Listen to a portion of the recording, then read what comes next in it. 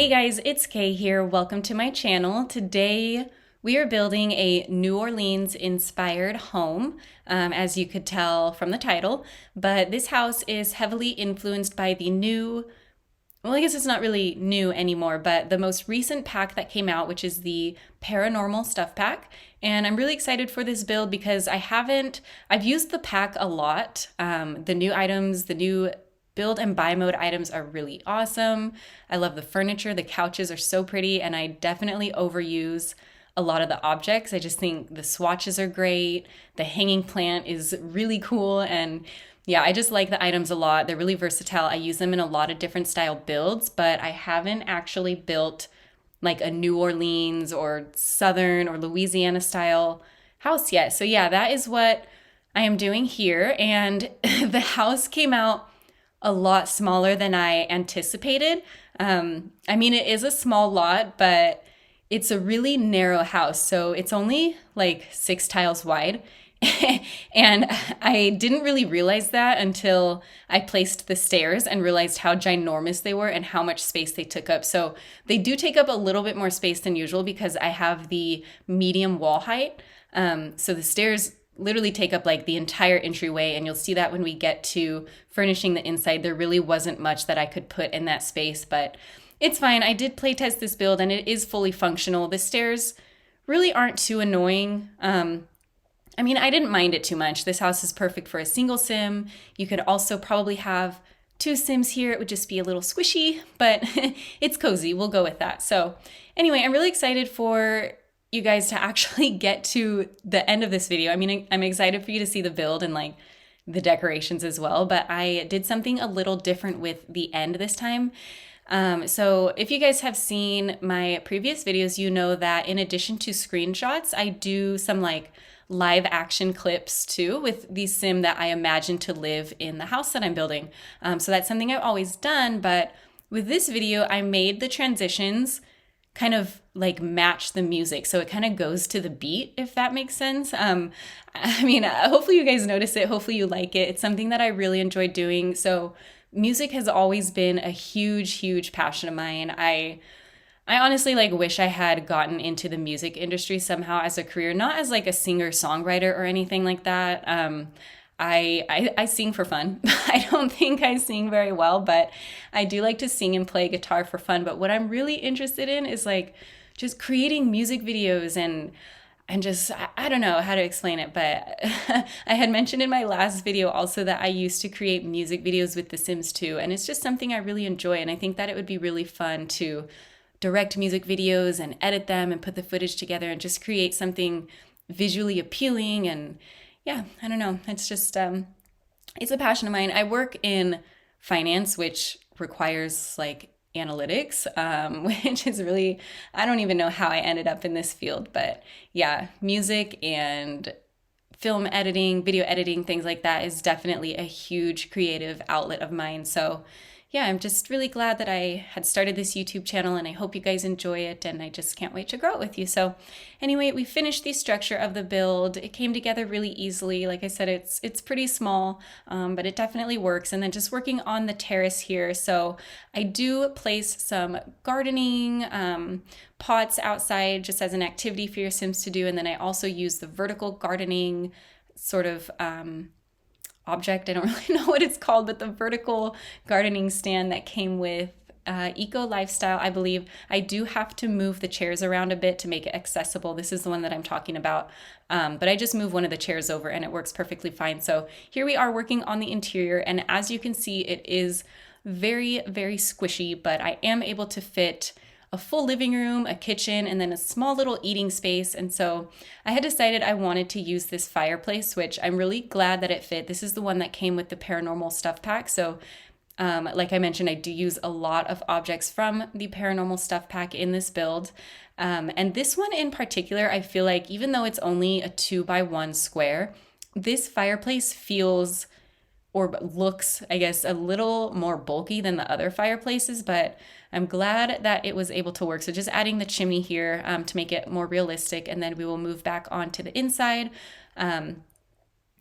Yeah, once, so as I was furnishing the inside, I guess when I was doing the structure, I didn't really realize how small it truly was until I got to the furnishing. And honestly, as I was furnishing it, I was just totally losing like the motivation to work on this build. I felt like it wasn't coming together very well, and it really just wasn't the look that I had in my mind when I started this build. And I was super pumped on the outside and the exterior and the landscaping. I thought everything came together so nicely.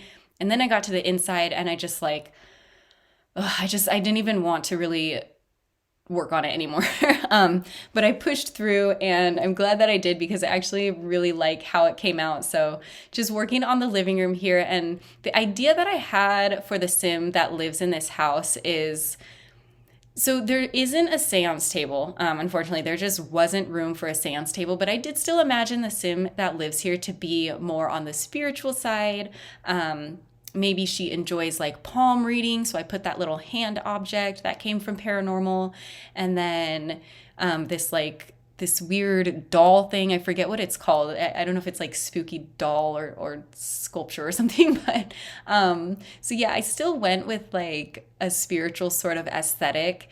And then I thought that maybe she was a young sim, like a young adult sim who had married her high school sweetheart. And okay, this is going to get kind of sad, so this might be like a trigger warning, but I don't know why this is kind of where my mind was going with this build.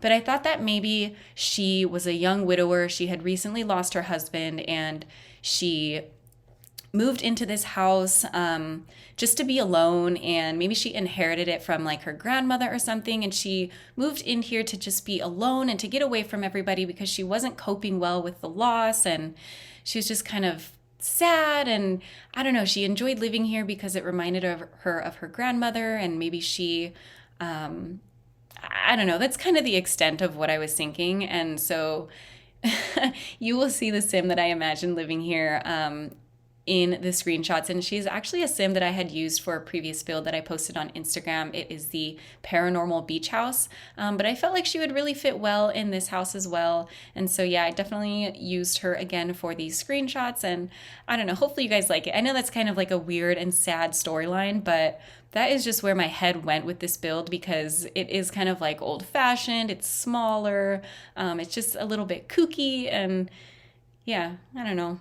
That's weird. You guys will have to let me know if you can think of a better storyline for this house. But yeah, that is where my mind went. So anyway, just working on the kitchen here. I didn't put any upper cabinets because, again, it's just so small and squishy. I thought that cabinets would really close the room off too much and it would just be way incredibly cramped. So just using some open shelves here. And as I was designing this kitchen, I totally didn't even think or realize that there isn't a space for your sim to prep meals. So I will be switching it up here in a little bit anyway, because from the outside, I realized that the windows were not aligned with the upstairs windows. So just moving some things around here.